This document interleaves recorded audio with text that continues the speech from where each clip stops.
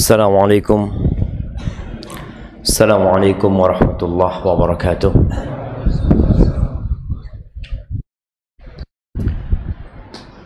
Alhamdulillah alladzi bi ni'matihi tatimmu shalihat. Segala puji bagi Allah karena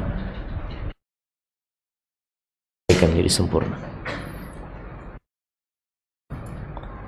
Kita telah meninggalkan bulan Syawal. Semoga Allah menerima segala amal soleh kita.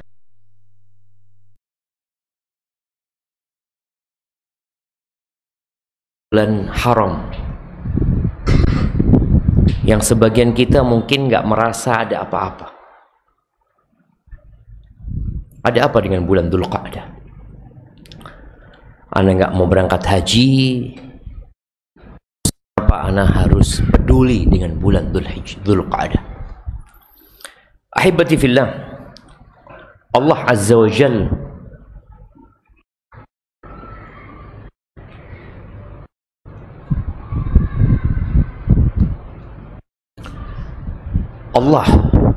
Jalla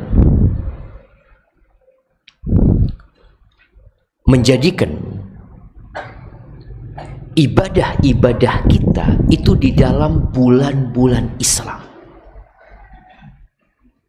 bukan di dalam bulan-bulan Masehi.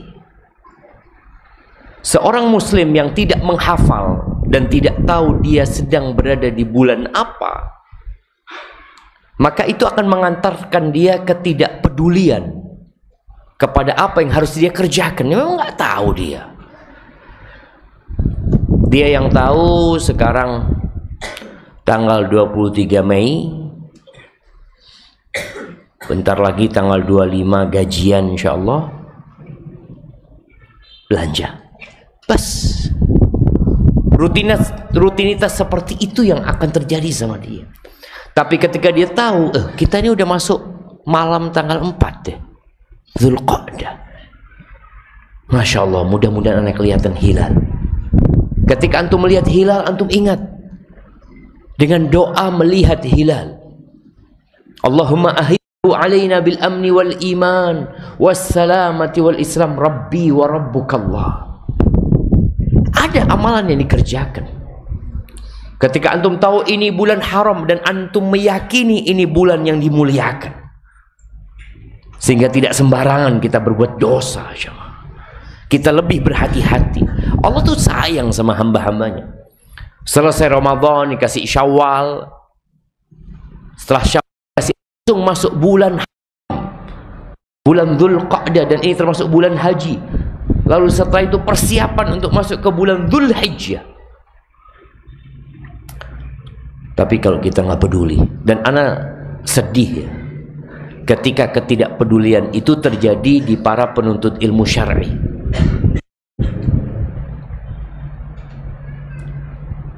Dan itu ada.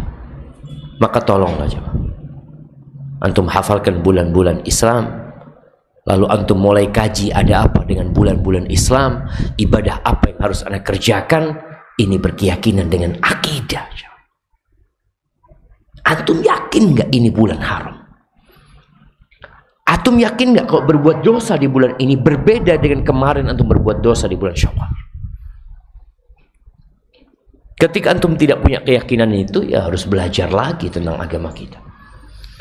Allahumma salli wa sallim ala abdika wa rasulika sayyidina wa maulana Muhammadin wa ala alihi wa ashabihi ajma'in. Ya Allah, semoga salat dan salam, berkah dan nikmat senantiasa Engkau curahkan untuk hamba kekasih-Mu, untuk baginda Nabi kita Muhammad alaihi salatu wassalam, untuk keluarga beliau, untuk istri-istri beliau, untuk putra-putri beliau, dan untuk seluruh sahabat Nabi.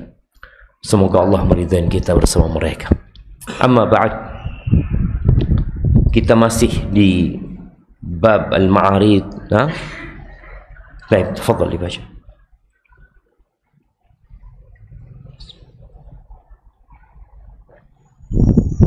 Assalamualaikum ilaikum.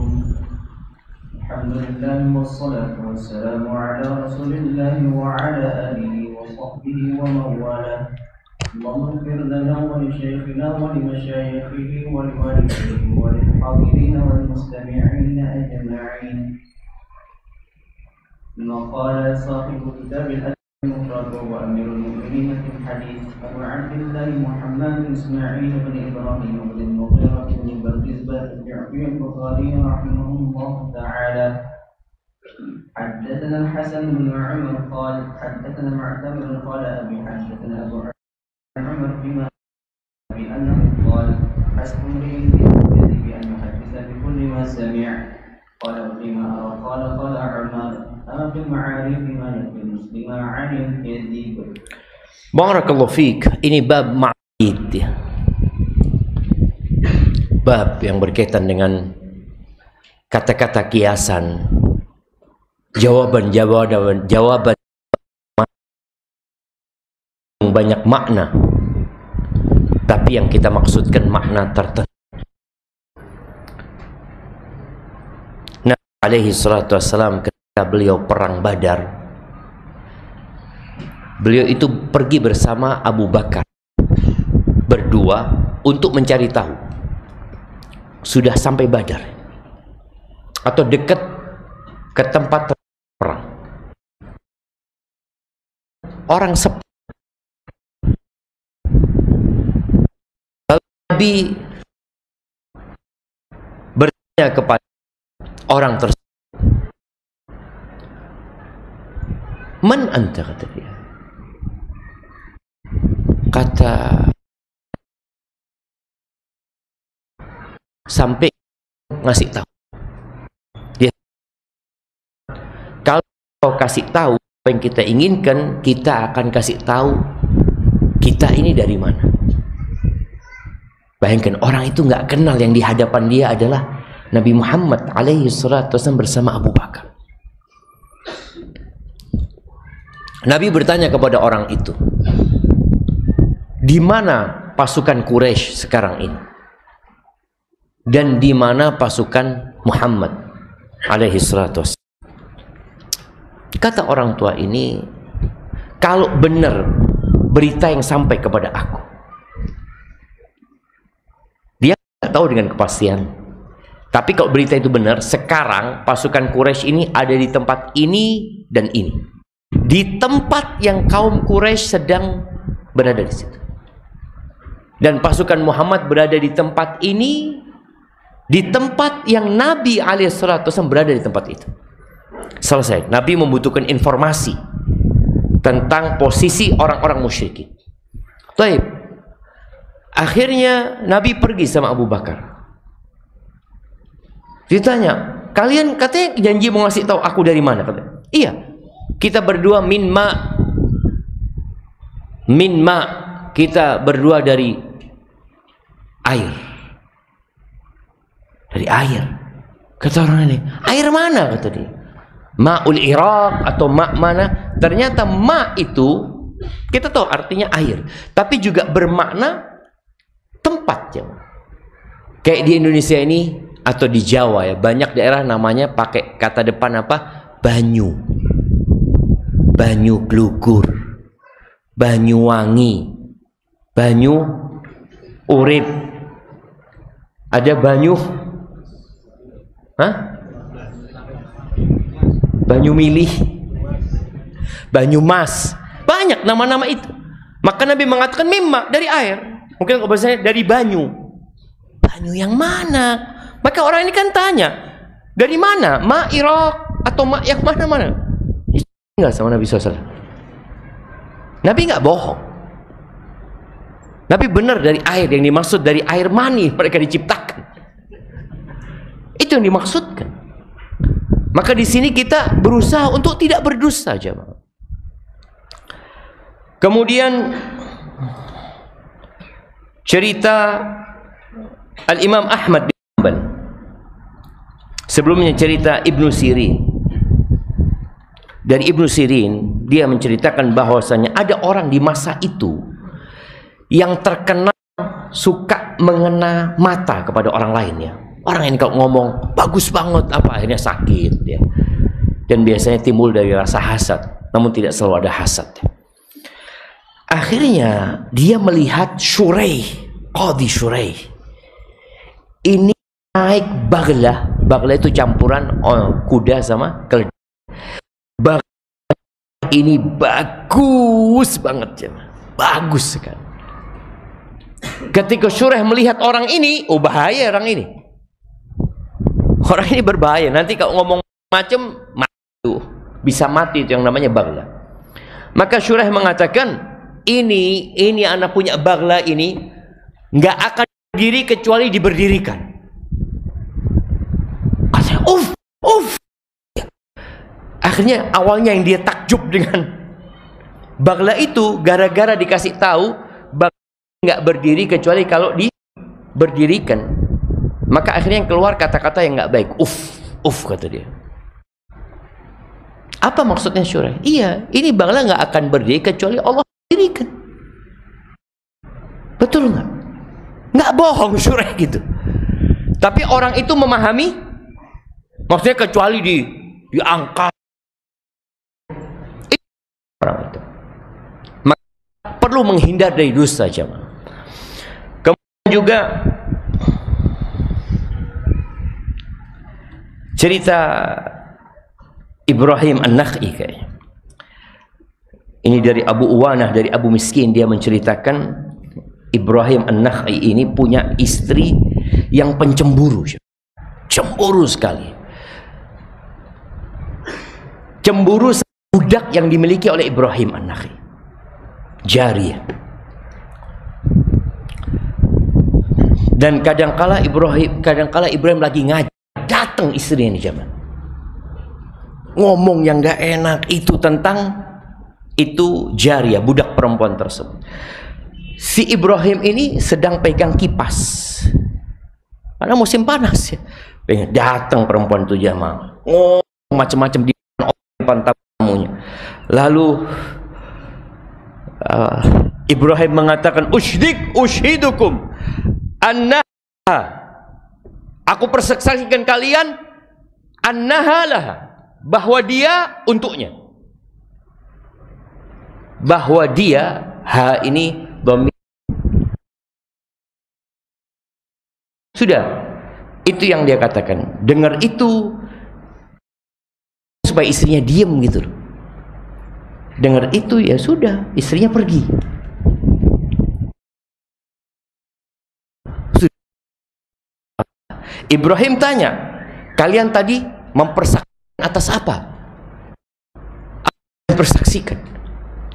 Qulna syahidna, kita bersaksi bahwa engkau memberikan budak perempuanmu kepada istrimu. Qala la, kata Ibrahim, enggak. Loh, apa terus? Ama ra'aitumuni ushiru ilal mirha. Kalian enggak ngelihat aku menunjuk kepada kipas? Maksudnya kipas ini buat dia. Kan dia menunjukkan, aku persaksikan kalian bahagia lah. Apa maksudnya? Kipas. Qala ishhadu anna la wa ana a'nil mirwaha. Maksudku adalah kipas. Kipas ini loh. Apa namanya? Kipas kan? Nah, sahih. Jadi kadang-kala antum harus pintar. Ya, memilih kata-kata yang antum nggak perlu berdusta gitu. Nggak perlu berdusta. Ada hal-hal yang memang masih bisa. Kemudian Hammad rahimahullah, Hammad ibn Zaid mungkin ya. Kalau datang orang yang ingin datang ke rumah dia, kepingin ngobrol, ya kadang-kadang kan ada orang-orang yang kerjanya cuma kepingin duduk, majelis, ngabiskan waktu aja. Kalau ngelihat orang itu, Ahmad, aduh gigiku sambil jalan dia pulang ya, gigiku, sudah dia pulang akhirnya. Padahal nggak sakit giginya ya, Mak. Kan semua orang punya gigi kan? Bohong nggak? Enggak kan, gigiku. Dia ngomong gigiku, ini gigiku. Dan dia tidak berdusta. Ini berkaitan dengan bab kita, bahwasanya ada ungkapan-ungkapan yang bisa menyelamatkan kita dari berdusta.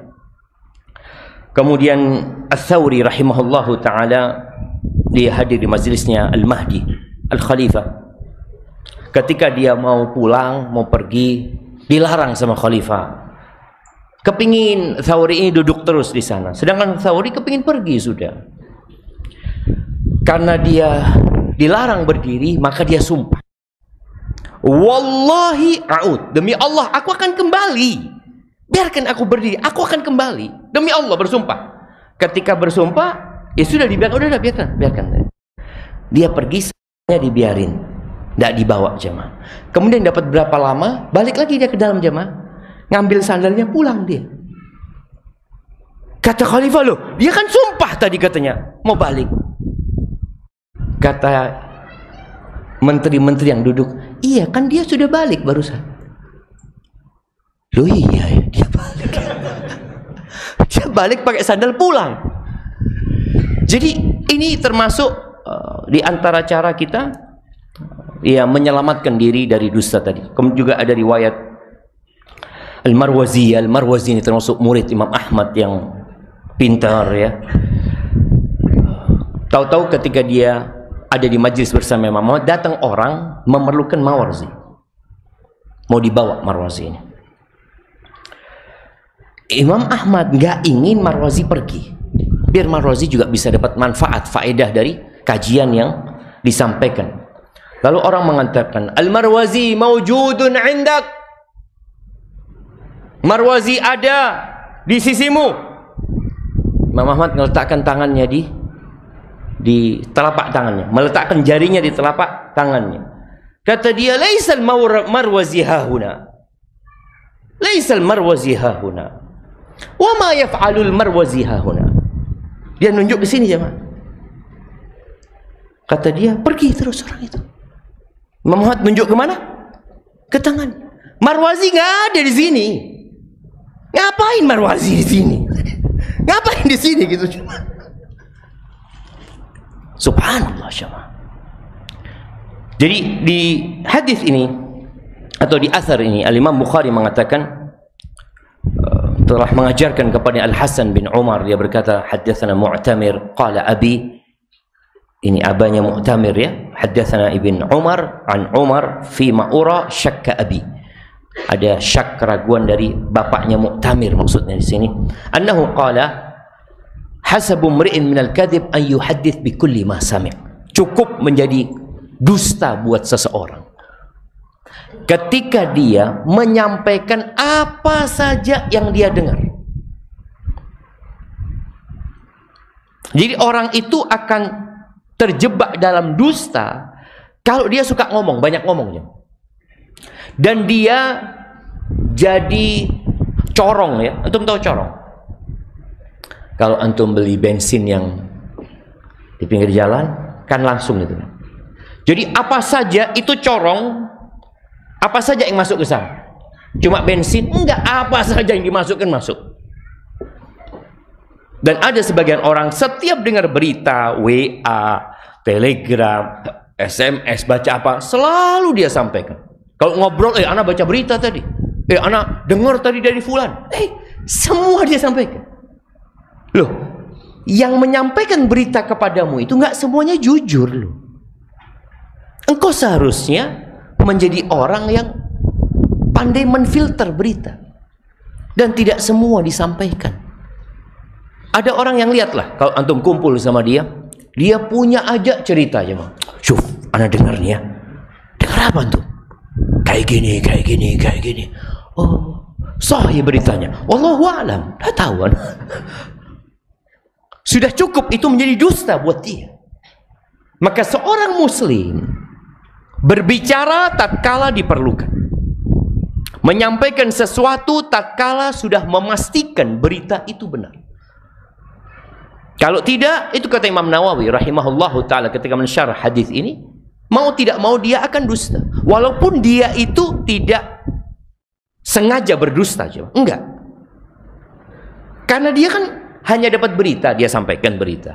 Ada berita fulan mati. Mati fulan? Iya. Dengar dari siapa fulan? Ngomong tadi. Ternyata dapat 2 hari, fulan masih hidup. Ana lihat di STDI. Astagfirullahaladzim, kata dia. Ana wallahi ana nggak tahu. Ana cuma dikasih tahu fulan. Dia kan tidak niat berdusta sama sekali. Tapi Nabi menyebutnya, ini asar dari Umar dan diriwayatkan secara marfu dari Nabi alaihi salatu wasallam dan sahih. Kemudian di sini Umar mengatakan, "Ama fil ma'aridi ma yakfil muslim anil kadzib."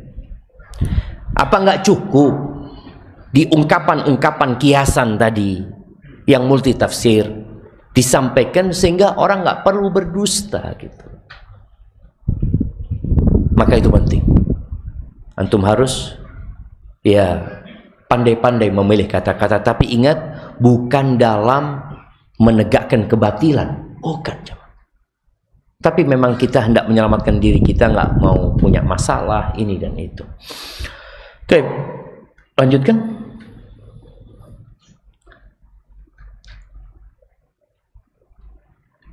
Ahsanallahu ilaikum.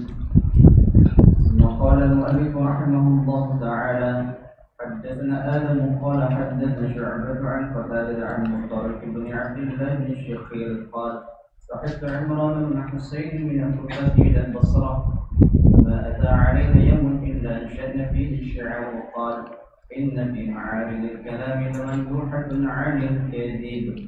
طيب, hadis ini sudah dibahas sebenarnya di nomor 857 dan penjelasan yang di sana saya rasa sudah cukup.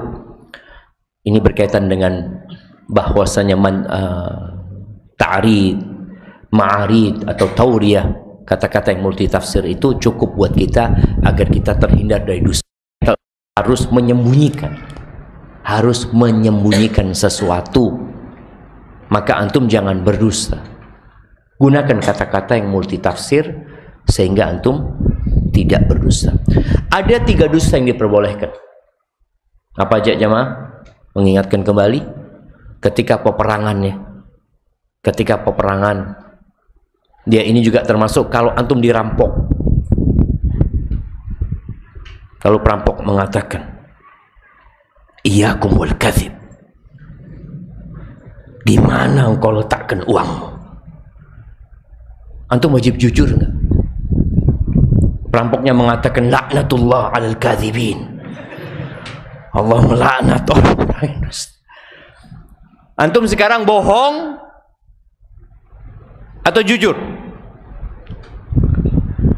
Gimana jamaah? Kalau antum jujur habis duit Ustaz. Atau antum jujur? Antum pakai ini. Kalau sama mereka tadi dalam peperangan kita boleh berdusta, dalam kondisi tertentu kita diperbolehkan. Tapi kalau kita bisa mengatakan uang ana sudah nggak ada di rumah, maksudnya di rumah orang tuanya gitu, sudah nggak ada di rumah. Rumah siapa? Rumah orang tua maksudnya. Adanya di mana? Ya dia sembunyikan gitu. Yang kedua, berdusta dalam Dalam apa? Dalam memperbaiki dua orang yang sedang bertikai. Tapi sekali lagi, kalau antum bisa nggak dusta, jangan dusta. Antum tadi sampaikan omongan-omongan umum, umpamanya si Ali bertikai dengan namanya Abdurrahman. Kita katakan, Ali, engkau itu gimana sih? Abdurrahman itu sering menyebut-nyebut kebaikanmu. Benar, iya, maksudnya kebaikan umat Islam itu. Kan kau termasuk orang Islam. Masa yang disebutkan engkau itu? Wallahi, ana dengar Abdurrahman mendoakan engkau. Ana dengar sendiri. Wallahi, sumpah. Iya. Ketika khutbah Jumat, Allahumma ighfir lil mu'minin wal mu'minat. Oh, masuk engkau dalam doa itu. Masuk apa enggak? Masuk. Dan dia bersumpah, sahih wallah. Sahih. Dan tidak berdusta. Artinya kita menghindari berdusta. Tapi kalau harus berdusta pun, sebagian ulama membolehkan dalam rangka memperbaiki dua orang yang bertikai. Kemudian dalam ungkapan suami istri, ya, rayu-rayuan antara suami istri. Jadi ini yang sudah menikah, kadangkala antum capek sama istri antum, ya. Antum berpikir, ya Allah, kok dapat anak istri kayak gini ya. Umpamanya seperti itu. Dia tanya, engkau cinta nggak sama aku? Oh, kalau engkau belah dadaku, engkau tidak akan temukan nama kecuali namamu di situ. Padahal dia sudah capek ya. Umpamanya seperti itu. Artinya ada kondisi yang berkaitan dengan hubungan suami istri yang berdosa diperbolehkan di belakangnya. Sebagaimana yang pernah kita bahas ya, ketika ada suami yang kurang kerjaan juga, jemaah. Bagaimana suami yang kurang kerjaan? Karena dia tanya sama istrinya, "Engkau cinta enggak sama aku?" "Demi Allah, wallah, wa rabbil Ka'bah, cinta enggak sama aku." Istri gimana? Istri kan enggak terlalu, kadang-kala enggak cinta sama suaminya, jemaah. Dia nikah sama suaminya daripada jadi jomblo asal. Kadang-kadang seperti itu. Bagaimana kondisi istri kalau dapat suami yang suka tanya, "Wallahi bang, orang kayak engkau, siapa yang gak cinta sama orang kayak engkau? Cuma aku yang gak cinta sama engkau." Artinya dia bohong, gak apa-apa. Umar mengatakan, gak apa, engkau bohong. Fa inna aqallal buyut allati tubna 'alal hub. Ini satu pelajaran buat kita. Umar mengatakan, sedikit rumah tangga yang dibangun di atas cinta. Sedikit. Tapi bagaimana kita menumbuhkan seakan-akan ada cinta? Ya dengan bohong. Sayang, Allahu Akbar. Oh, datang sayang. Dia sayangnya itu gak sayang, sudah jamaah. Benar. Ada orang yang sudah gak sayang, cuma sekedar panggilan apa? Sayang aja. Buktinya apa? Dia gunakan sayang kepada semuanya. Sayang kepada, ada perempuan mungkin ya, yang dia nggak sayang sama suaminya. Kawan perempuannya, "Hai sayang, kemana kok nggak datang ke sini?" Kata suami, semuanya dipanggil sayang ternyata sama dia. Nah, sedikit rumah tangga yang dibangun di atas cinta. Tapi atas dasar apa rumah tangga dibangun? Nah, antum belajar di sini. Atas dasar adab Islam yang kita pelajari. Disitulah kita menjaga rumah tangga kita. Barakallahu fiik. Baik, kita masuk ke bab baru, yaitu bab ifsya'is sir. Bab berkaitan dengan membongkar rahasia, menyebarkan rahasia orang. Biasanya orang yang menyebutkan rahasia itu akan ngomong, "Syuf, rahasia, jangan sampaikan ke siapa-siapa. Aman. Di hatiku rahasiamu tidak akan tersebarkan." Dia cerita sama kawannya, "Syuf, rahasia." Akhirnya muter, semuanya tahu tapi diam semuanya. Rahasia ya. Enggak jemaah, ini aib. Enggak boleh. Termasuk akhlak yang buruk ketika seorang menyebarkan rahasia orang lain. Bagaimana Nabi SAW menyebutkan bahwa itu amanah. Bahkan dalam sebuah hadis disebutkan, ini sudah pernah kita bahas juga. "Idza tahaddatsa ahadukum thumma iltafat fa'lam annahu amanah atau innahu amanah." Kalau seorang berbicara dengan kawannya lalu dia noleh, maka ketahui itu amanah. Dan tanda-tanda orang munafik, idza tumina khana. Tanda-tanda orang munafik itu kalau dikasih amanah dia berkhianat. Mungkin masalahnya masalah remeh, Ustaz. Taib, kenapa engkau sampaikan? Dia kan sudah menyampaikan kepadamu rahasia. Dia perlu kawan yang mendengarkan dari. Kemudian engkau dipilih di antara banyak manusia, engkau dipilih karena dia merasa engkau orang baik. Tapi ternyata engkau berkhianat. Amanah itu tidak engkau jaga. Bagaimana Nabi SAW di surat At-Tahrim, ya, berkaitan dengan salah satu istrinya yang menyebarkan rahasia Nabi SAW. Marah Nabi SAW, ditegur sama Allah Azza wa Jalla, sampai Allah berbicara tentang cerai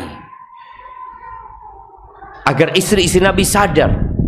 Allah mengatakan, asa rabbuhu in talaqakunna ayyubdilahu azwajan khairam minkun. Semoga Tuhannya, kalau Nabi menceraikan kalian, Allah akan berikan ganti yang lebih baik daripada kalian. Ini juga dalam kehidupan rumah tangga, amanah-amanah tolong dijaga.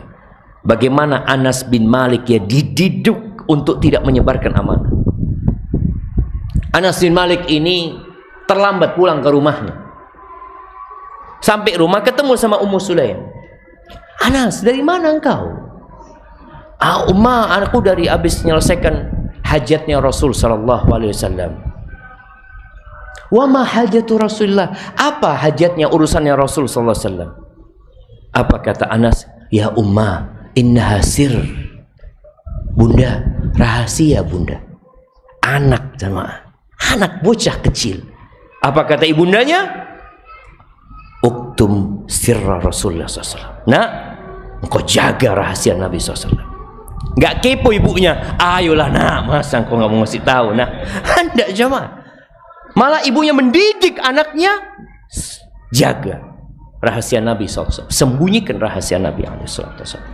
Baik, barakallahu fiik. Silakan dibaca bab ini. Assalamualaikum warahmatullahi. وقال المؤلف رحمه الله تعالى باب إفشاء السر. حدثنا عبد الله بن صالح قال حدثنا موسى بن علي عن أبيه عن عمرو بن العاص قال عجبت من الرجل يسر من القدر وهو مواقع ويرى القذاة في عين أخيه ويدع الجزع في عينه ويخرج الدم من نفس أخيه ويدع الدم في نفسه وما وضعت سر عند أحد فانظر على الشيء. Barakallahu fikum. Baik, di sini Al-Imam Bukhari menyebutkan athar dari Abdullah bin Amr, dari Amr bin Al-As radhiyallahu taala anhu. Ingat Amr bin As ini masuk Islamnya terlambat jemaah ya. Dia yang ketika masuk Islam sebelum Fathu Makkah. Ketika dia datang sama Khalid bin Walid bersama Uthman bin Abi Talha, insyaallah datang menyatakan keislamannya. Ketika Amr bin As mau baiat, ditarik tangannya. Amr mengatakan, "Ashtarit ya Rasulullah." Aku mau buat syarat ya Rasulullah. Apa syaratmu, kata dia? Syaratku Allah mengampuni dosa-dosaku yang lalu. Subhanallah. Itu syaratnya. Nabi mengatakan, ya Amr, ama tadri annal islama yajubbu ma qabla. Amr, engkau apa enggak tahu bahwa Islam itu menghapuskan dosa-dosa yang lalu gitu. Baru Amr akhirnya baiat. Di sini Amr bin As radhiyallahu taala anhu mengatakan, ajibtu minar rajuli yafirru minal qadari wa huwa muwaqi'uhu. Aku itu takjub, aku itu heran sama orang yang mau lari dari takdir, padahal takdir itu akan sampai kepada dia. Apa yang harus kita lakukan tatkala sesuatu yang buruk menimpa kita? Apa jemaah? Ya udah sabar. Nggak perlu engkau mengatakan andai kata seperti ini, andai kata. Berapa banyak orang yang akhirnya hidup menderita gara-gara dia tidak beriman dengan takdir. Kemudian dia mulai membongkar strategi dia seharusnya untuk keluar dari takdir ini. Kalau tadi umpamanya dia anggap sandalnya hilang atau motornya hilang, selesai kajian, Allahu Akbar, motor anak hilang. Coba tadi anak tidak datang kajian, kan tidak hilang motor anak. Mulai dia mau lari dari takdir. Mau lari kemana engkau? Sudah terjadi. Makanya Nabi SAW mengatakan, ketika seorang tertimpa sesuatu, apa yang harus dia lakukan? Qul qadarullah wa ma syaa fa'al. Ini takdir Allah. Dan Allah berbuat apa yang dia kehendaki. Tugasmu berusaha. Ihris ala ma yanfa'u. Engkau berusaha bersungguh-sungguh untuk meraih segala sesuatu yang bermanfaat. Apa saja yang bermanfaat, engkau berusaha. Ini ittihadul asbab ya. Engkau melakukan ini itu supaya selamat. Wasta'in billah. Minta tolong sama Allah. Jadi orang berupaya dan selalu minta tolong sama Allah Azza wa Jalla. Wala ta'jiz atau wala ta'jaz. Jangan jadi orang yang loyo, yang malas, yang merasa nggak mampu, nggak bisa. Jangan, berusaha engkau. Fa in asabaka syai'. Bayangkan antum sudah berusaha, bersungguh-sungguh, berdoa, nggak loyo, tahu-tahu kena musibah. Fala taqul law anni fa'altu kadza kana kadza wa kadza. Jangan mengatakan andai kata aku mengatakan ini pasti seperti ini yang akan terjadi. Dia mau lari dari takdir. Nggak bisa. Engkau mau lari kemana? Kalau sudah terjadi, maka tugas seorang hamba itu apabila terjadi sesuatu yang tidak dia inginkan, katakan inna lillahi wa inna ilaihi raji'un. Allahumma ajurni fi musibati wa akhlif li khairan minha. Ya Allah, berikan pahala di musibahku ini ya Allah. Bukan dia ngomong yang enggak mau lari dari takdir, nggak bisa. Maka muncul manusia-manusia di zaman sekarang ini yang membuat mesin waktu. Pernah lihat antum? Jadi antum bisa kembali ke masa muda, masuk ke mesin itu untuk merubah kesalahan. Kenapa sampai berpikir seperti itu orang? Karena dia menyesal. Kemudian dia berpikir kalau aku balik aku bisa memperbaiki. Nggak bisa. Nggak ada dikembalikan waktu yang sudah berlalu. Makanya nanti penghuni neraka mengatakan qala rabbirji'un. Kembalikan aku. Nggak bisa. Ketika Allah mengatakan wa anfiqu mimma razaqnakum min qabli an ya'tiya ahadakumul maut fayaqula rabbi laula akhartani ila ajalin qarib. Ya Allah, kalau tunda waktuku sedikit, aku ingin hidup sedikit. Nggak bisa. Ini yang membuat Amr bin As takjub. Kok bisa engkau mau lari gitu? Nggak bisa, engkau sudah jalani. Takdirmu kau jalani. Kadang-kadang seorang wanita diceraikan oleh suaminya. Maka dia berpikir, ya Allah ya, kenapa anak mau sama fulan? Sudah. Engkau nggak perlu bicara itu. Sudah terjadi, engkau menikah sama fulan, kemudian engkau diceraikan sama fulan. Udah selesai. Engkau nggak bisa lari. Engkau nggak bisa membalik waktu. Andai kata aku nurut sama kata-kata abahku pada waktu itu, nggak ada. Kemudian yang membuat Amr bin As takjub, wa yaral qadata fi aini akhi wa yada'ul jid'a fi aini. Ini seperti peribahasa di bahasa Indonesia apa? Semut di seberang apa berarti? Semut di seberang lautan tampak, gajah di pelupuk mata nggak kelihatan. Ini masalah seperti itu. Jadi Amr bin As takjub dengan orang yang melihat kotoran di mata saudaranya. Dia lihat tuh kotoran di mata saudaranya. Sedangkan pokok pohon kurma di mata dia nggak kelihatan. Kotoran kecil dia kelihatan. Ini menunjukkan orang-orang yang sibuk dengan aib orang lain. Dia melihat, mengawasin. Wallahi antum perlu bercermin ngelihat diri antum sendiri. Tapi manusia kayak gitu cuma. Dia ketawa-tawa lihat orang, ya Allah, syuf, ya Allah, tuh jenggotnya ada nasinya di situ. Padahal di jenggot dia lebih banyak nasinya. Cuma karena dia nggak ngelihat, dia sibuk dengan aibnya orang lain. Kemudian wa yukhrijud dighna min nafsi akhi wa yada'ud dighna fi nafsi. Oh, dia berusaha mengeluarkan kedengkian dari diri saudaranya. Engkau jangan menjadi pendengki, ya jadilah orang yang baik, sedangkan dia menyimpan kedengkian, iri di diri dia sendiri. Kita juga perlu lihat jemaah.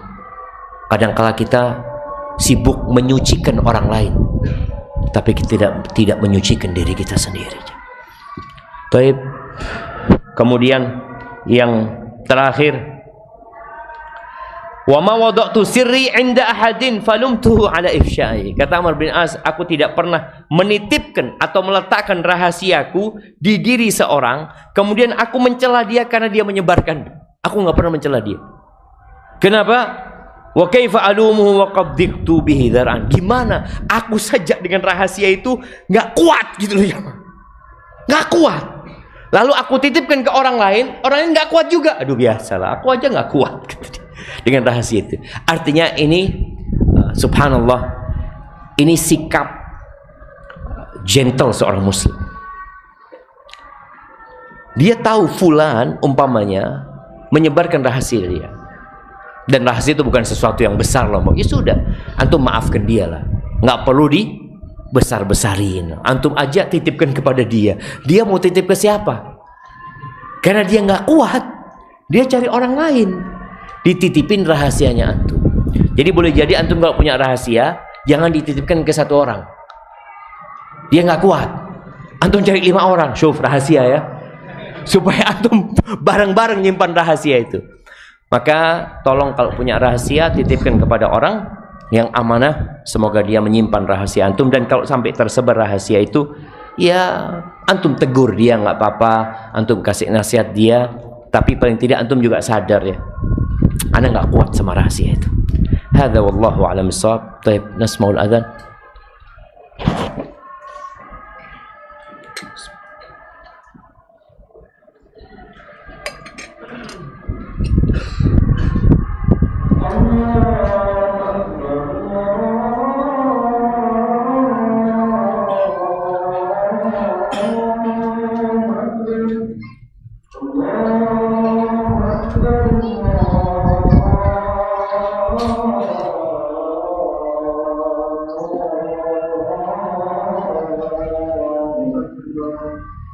Allah Akbar.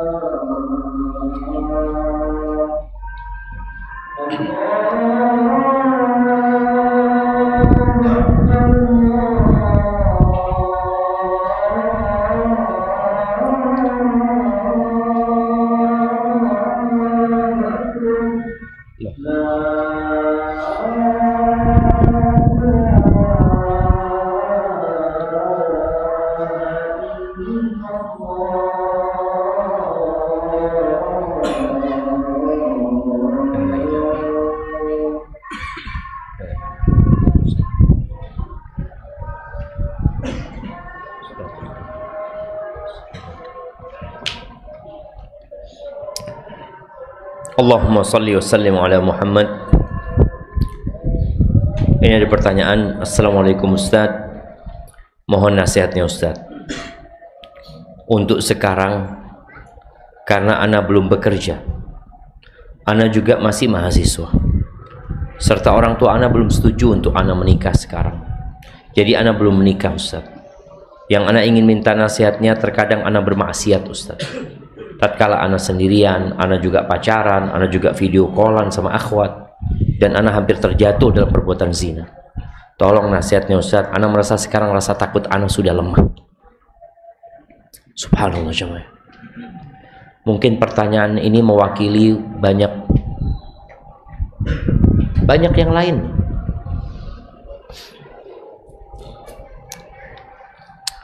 Ana dapat informasi dari seorang guru besar. Dia menceritakan ada sebuah penelitian Ustaz baru-baru ini, bahwa anak-anak sekarang itu lebih cepat balignya, tapi lambat akilnya. Dia balik umur 8 tahun sekarang anak balik, dikarenakan nutrisi makanan jemaah. Allah subhanahu wa ta'ala, untuk melihat di zaman kita makanan nggak kayak gini jemaah. Akalnya nggak nyampe-nyampe. Artinya sampai umur 20 tahun, 25 tahun, kan dia kan masih main game, ketawa-ketawa sendiri. Astagfirullahaladzim. Dikasih fulus kan untuk mengecek orang itu sudah pantas enggak dikasih duit. Walaupun dia umumnya sudah umur 18 tahun, kasih fulus 1 juta.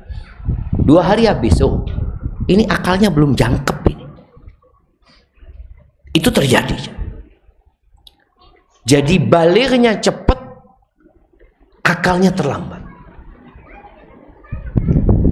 Di negeri kita ini akhirnya diputuskan menikah itu umur 19 tahun ya.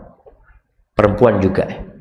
Tapi yang jadi masalah, menuju ke 19 tahun, bagaimana menjaga itu anak agar tidak berzina? Ini harus ada solusi. Bukan dibatasin umur 19 tahun, kemudian dibiarkan menuju ke sana, mau berzina, mau apa, ini itu. Enggak. Karena akalnya enggak. Ya Allah, digodain ya oleh laki-laki, akhirnya dibawa berzina. Na'udzubillah min dzalik. Maka nasihat anak buat yang bersangkutan dan buat yang seperti yang bersangkutan,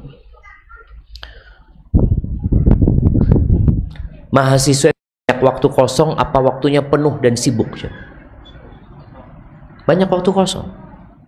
Maka nasihat ana, di waktu-waktu luang itu antum isi dengan kesibukan yang bermanfaat. Kalau bicara puasa sunnah, antum tahu, insya Allah antum sudah puasa sunnah ya. Tapi kan kadang-kadang udah puasa sunnah tapi pikiran kemana-mana, cari kegiatan. Habis asar kosong, ambil kegiatan, ikut jam'iyah ini, ikut jam'iyah ini. Ada momennya di jalur dakwah, antum sibuk berdakwah sudah. Jadi untuk mengalihkan orang, kalau sibuk itu insya Allah pikiran kepada wanita hilang. Kemudian selesai antum dari kesibukan antum, malam jangan pegang handphone. Antum kalau pegang handphone nggak tidur lagi. Antum akan terus wiridan, ke atas, ke bawah, ke samping, ini itu, dibesarin, kecilin, apa. Iya. Maka ketika antum sudah capek, taruh. Dan kalau antum memang nanti sudah tidak kuat, ya antum ngomong sama ibu, anak takut berzina. Antum hindarin perempuan-perempuan tadi. Kalau antum sudah video call, di sini pertanyaan kedua, apa wajib bagi ana untuk memblokir nomor HP dan memblokir FB 16 akhwat itu Ustaz? 16. Wallahi jamaah. Nah, antum blokir. Tapi ana tetap ingin berteman dengannya Ustaz. dan juga ingin menasehatinya. Antum tadi jamaah, apa perkataan Amr bin As? Aku takjub dengan orang yang sibuk mau menasehatin orang, ingin mengeluarkan penyakit hati dari diri dia, tapi dia nggak peduli sama dirinya.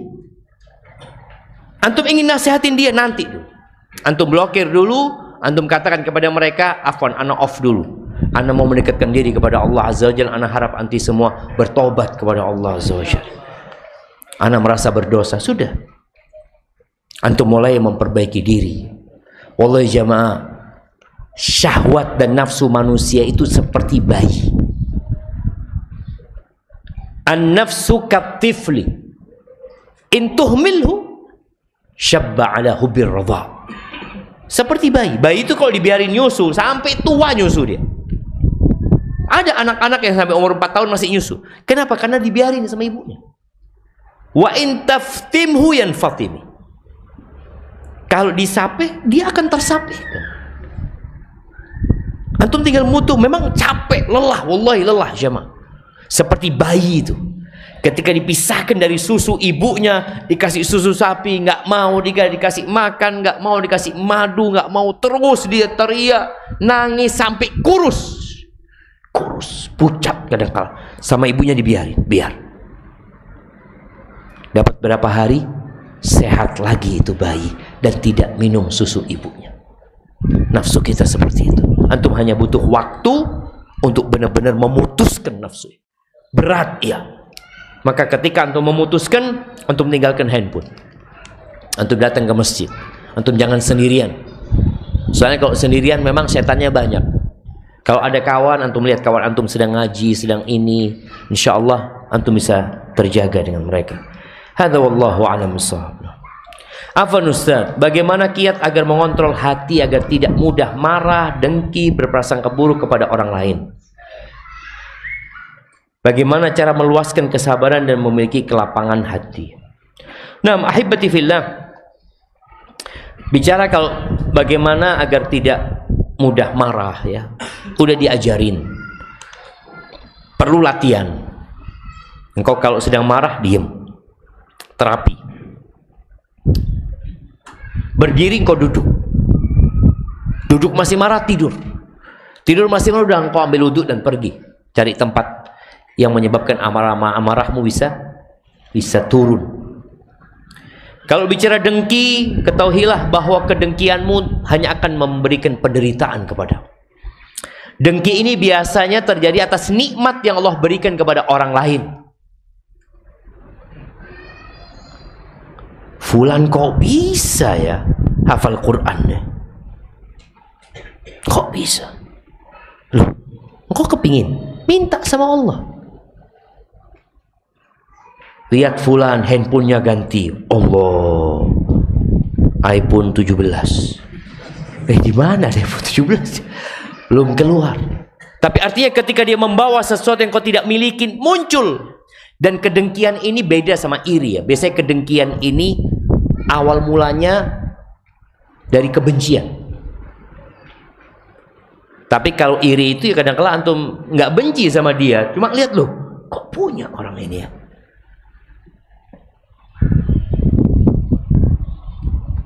Nah, antum kalau melihat orang dikasih nikmat, antum doa buat orang itu. Lalu ingat dengan firman Allah, was'alullaha min fadlih. Ya Allah, aku minta ya Allah, engkau kasih sama fulan ya Allah, engkau berikan kepada fulan, dan engkau bisa memberikan kepada aku minta ya Allah kepadamu ya Allah. Doa. Kenapa? Karena yang punya itu Allah. Yang membagikan kepada fulan siapa? Allah yang kasih fulan. Kenapa fulan dikasih motor, engkau nggak dikasih? Yang kau minta sama Allah, bukan marah sama fulan. Enggak. Allah yang antum kau lihat nikmat Allah banyak. Ana ingat pada waktu ana daftar S2 jemaah di Madinah. Waktu itu berat daftar S2 ya. Malam hari itu ana naik ke loteng apartemen. Ana ngelihat kota Madinah. Kota Madinah itu indah sekali kalau malam hari jamaah. Ana berdoa minta sama Allah, ya Allah, Engkau yang memberikan nikmat kepada seluruh penduduk Madinah, itu yang dikasih gedung tinggi, rumah mewah, mobil macam-macam. Aku minta ya Allah diterima S2 ya Allah. Nggak banyak permintaanku ya Allah. Minta sama Allah. Dan alhamdulillah dikabulkan sama Allah Azza wa Jalla. Minta sama Allah. Artinya nggak ada yang susah Allah kalau mau kasih. Kenapa antum harus minta yang Allah berikan kepada fulan? Jangan. Baik, berprasangka buruk kepada orang lain, hindarin. Artinya kita berusaha untuk membuat tafsir yang baik.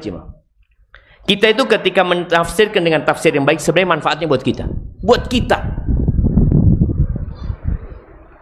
Contoh tuh, kalau antum tahu-tahu ada nanti pas turun dari sini, tahu-tahu ada yang terburu-buru ya sampai nabrak-nabrak antum kan? Antum mengatakan, na'udzubillah, mana adabnya? Shh. Coba antum mengatakan, oh mungkin dia ada keperluan, mungkin dia anaknya sakit, mungkin dia mau ke belakang. Jadi antum bikin penafsiran sebenarnya bukan buat dia, tapi buat siapa? Buat antum. Ketika antum di lampu merah, pas antum lampu merah sebelah kiri, sebenarnya kiri itu ikut isyarat lampu juga, tapi yang belakang antum kepingin turun ngasih tahu dia, syuf lihat nih. Tapi antum berbaik sangka, mungkin dia sakit perut, iya, mungkin dia mau ke rumah sakit, mungkin antum bikin kemungkinan yang baik buat dia supaya antum sabar, jangan. Wa ila antum akan sakit hati terus seperti itu. Nah, dan berdoa meminta kepada Allah ya, Allahumma ati nafsi taqwaha wa zakkiha anta khairu man zakkaha anta waliyuha wa maulaha. Banyak baca doa itu.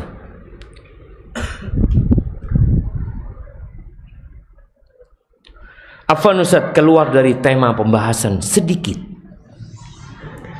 Ana mau bertanya seputar percomblangan. Apa percomblangan ya? Hah? Perjodohan ya? Ana pernah mendengar hadis, jika datang kepada kalian seorang lelaki yang kalian ridhoi agama dan akhlaknya, maka nikahkanlah dia.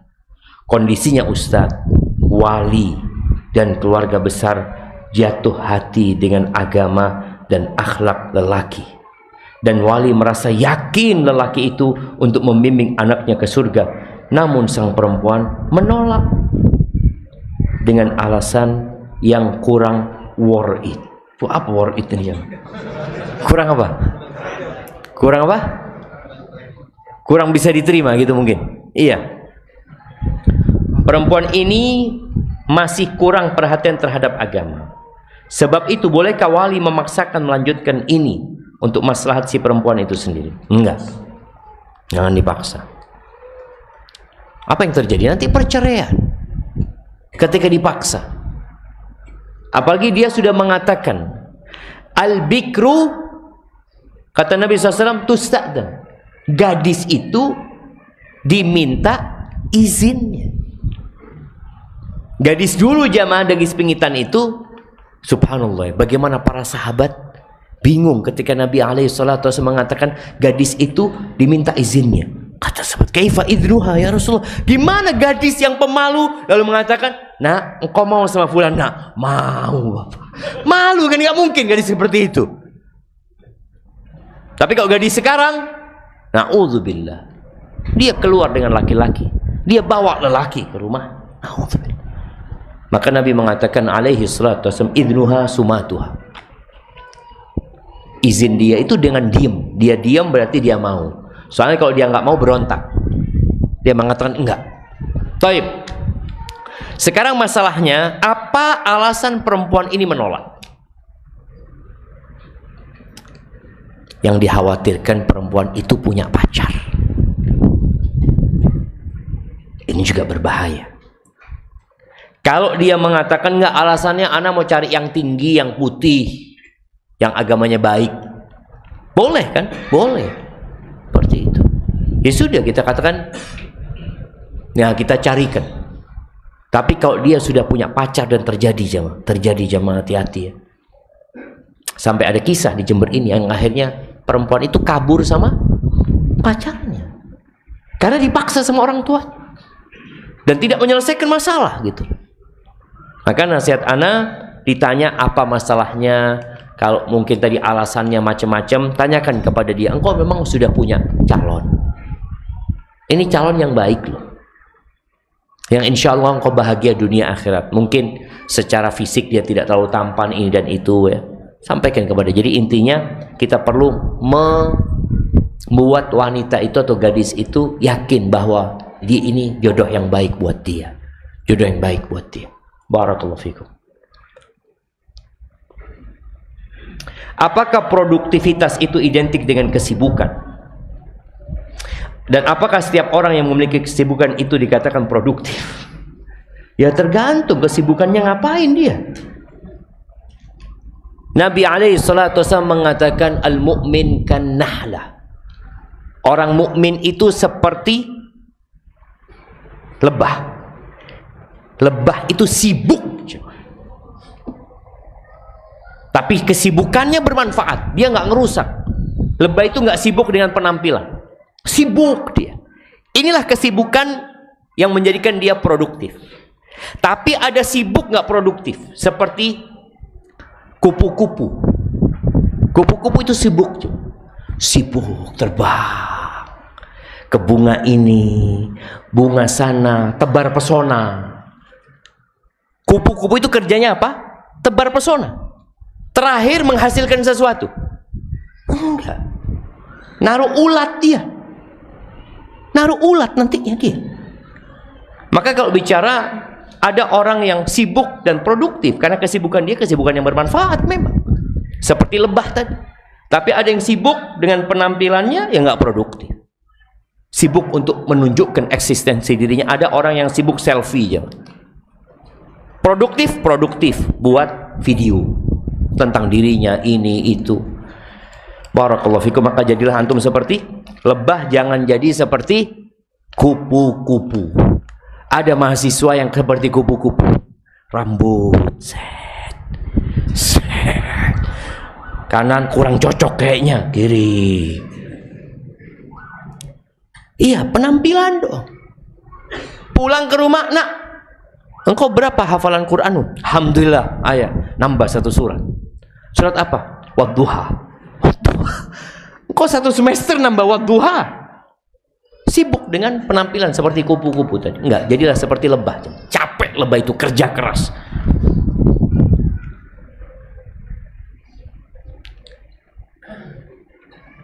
Nah, ini ada pertanyaan yang jawabannya butuh waktu panjang. Assalamualaikum Ustaz, hadis mengenai orang yang mendapatkan takbiratul ihram selama 40 hari maka ia terbebas dari kemunafikan. Ana sudah berusaha untuk selalu mendapatkan takbiratul ihram bersama imam, akan tetapi ketika ana pulang kampung dalam safar, ana tidak mendapatkan takbiratul ihram bersama imam. Lalu ana sholat berjamaah dengan keponakan.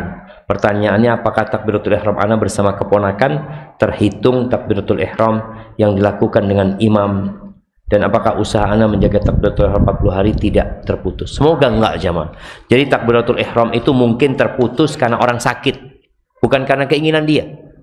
Karena dia safar. Yang perjalanan itu kita tahu ada rukhsah buat dia. Maka seperti orang yang punya kafarat berpuasa 22 bulan berturut-turut ya. Ketika dia sakit, dia putus. Umpamanya, insya Allah aman. Dia lanjutkan lagi. Dan kata Nabi SAW, orang yang sakit dan musafir ini akan tetap ditulis buat dia amalan dia kalau mukim dan sehat.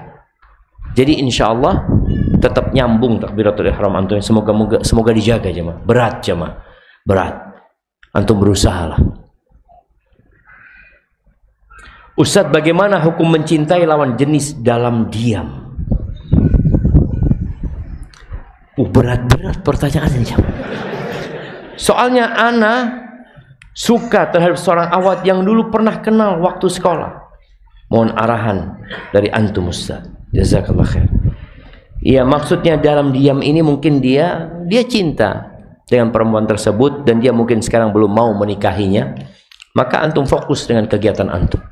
Ketika sampai waktunya, antum datang ke rumah orang tua perempuan tersebut dan ternyata perempuan itu sudah punya anak loh. Sudah. Gara-gara antum diem. Kan gara-gara antum diem masalahnya ini. Artinya boleh seorang itu datang melamar. Datang melamar dia. Besok kita insya Allah pembahasan tentang meminang. Antum datang melamar kepada orang tua, ana suka dengan putri bapak, tapi ana masih kuliah. Kalau boleh, setelah kuliah ana datang lagi ke sini. Kalau boleh. Kata bapaknya, nggak boleh. Gimana kalau nggak boleh jamaah? Ya sudah bapak, kalau nggak boleh sekarang nikahkan aja. Nanti nikahkan sekarang, halal, baru ketemu lagi setelah lulus. Boleh jamaah, boleh dinikahkan, tapi nggak kumpul dulu, boleh. Kalau memang tadi antum belum mampu untuk walimah, ini dan itu.